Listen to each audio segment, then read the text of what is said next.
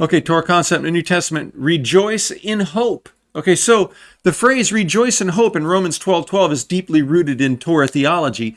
Paul isn't inventing a new thing, a new idea here. He is drawing on the Torah's covenant pattern where joy flows from hope in God's promises, especially in his future faithfulness to us, deliverance, and blessing. Okay, so the Torah parallels here.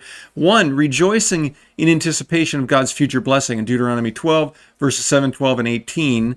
And Israel's commanded to rejoice before the Lord in the land that they have not yet received. Okay, so looking for that blessing.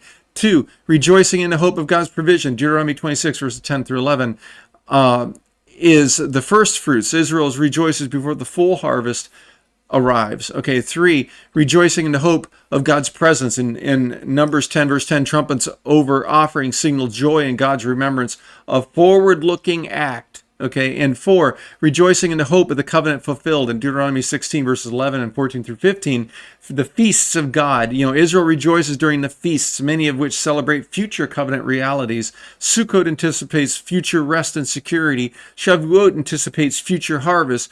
Passover anticipates future redemption, and then five, joy as a proper response to God's promised goodness in Deuteronomy 28, verse 47. Israel is judged for not serving the Lord with joy and abundance he promised, so there's that lack of hope, right?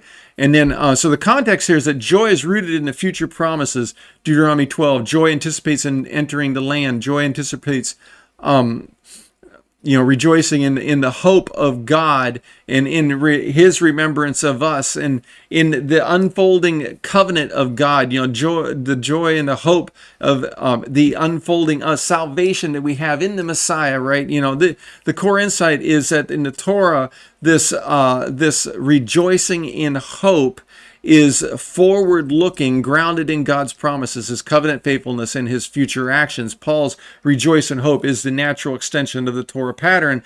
Joy is a covenant response to God's guaranteed future. This is how Paul taught Torah in the New Testament. The Torah has not passed away.